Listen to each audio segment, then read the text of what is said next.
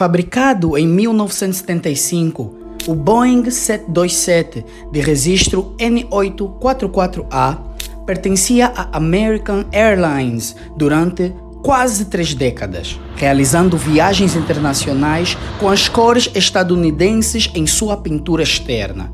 Em 2002, no entanto, a aeronave foi posta em negociação pela TAG, responsável pelas linhas aéreas de Angola, ficando 14 meses parada em Luanda.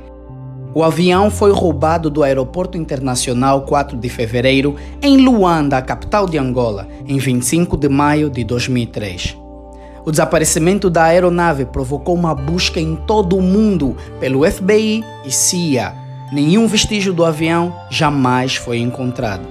Conhecia esta história? Então veja como foi quando um avião Boeing 727 foi roubado em Angola. Convidamos-te a clicar no like se este tema te interessa. Repara se já se inscreveste no canal e ative o sino das notificações para não perder nenhum conteúdo do melhor canal de fatos e curiosidades de Angola. Sejam todos bem-vindos, é um prazer ter-vos aqui, pois este é o Fatos sobre Angola, um canal de Angola para o mundo e de angolanos para o mundo.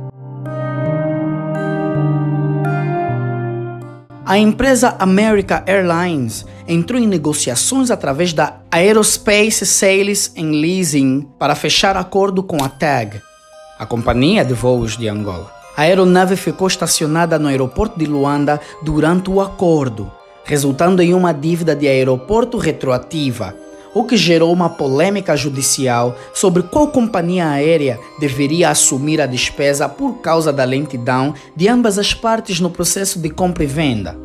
Nesse dilema, Maury Joseph, proprietário da Aerospace Sale and Leasing, encontrou um comprador, o empresário sul-africano Keith Earing, que representava uma empresa conjunta chamada Cargo Air Transport System.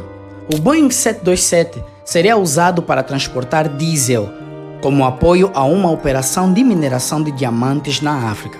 Por isso, os assentos de passageiro foram removidos e substituídos por tanques. Como adiantamento, a empresa fez um depósito de $450 mil do valor total de $1 milhão.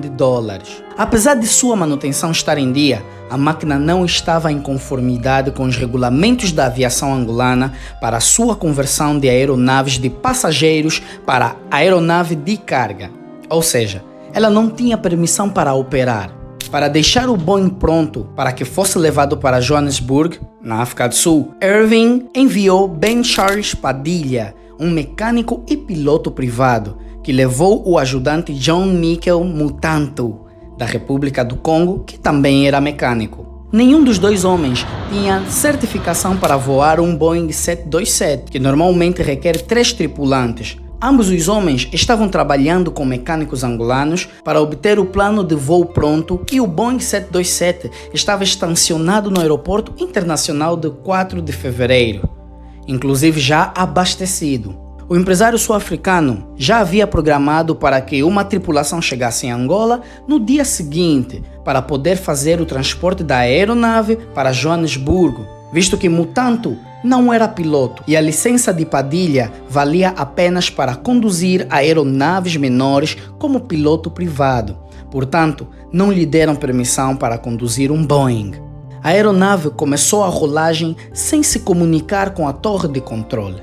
Ela manobrou de forma irregular e entrou em uma pista sem autorização. A torre tentou fazer contato, mas não houve resposta e o acompanhamento de transponder foi desligado.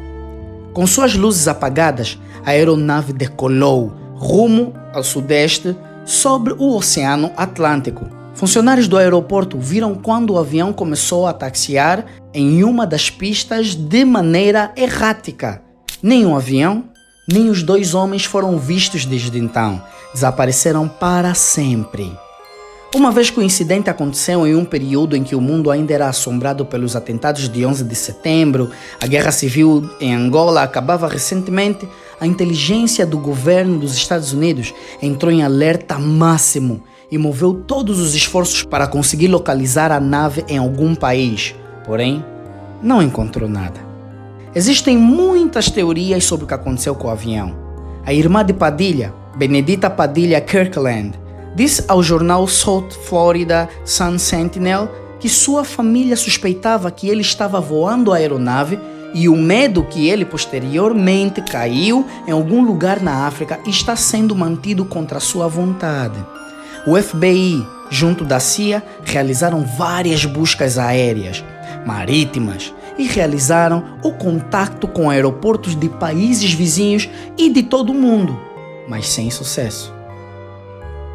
Tanto o avião quanto os tripulantes não tiveram nenhum vestígio físico localizado.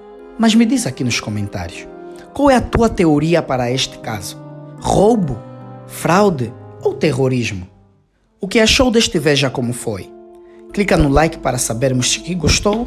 Isso estará a fortalecer o nosso trabalho e fazer com que o YouTube entregue o vídeo para mais pessoas. Se quiser, compartilhe este vídeo no grupo de família, amigos e colegas. Convidamos-te a fazer parte desta família se inscrevendo no canal ou fazendo parte da nossa comunidade do Telegram. Ative o sino, deste jeito não perderás nenhum conteúdo do melhor canal de fatos e curiosidades de Angola. Eu sou o Daumi Alves e este é o Fatos sobre Angola, um canal de Angola para o mundo e de angolanos para o mundo.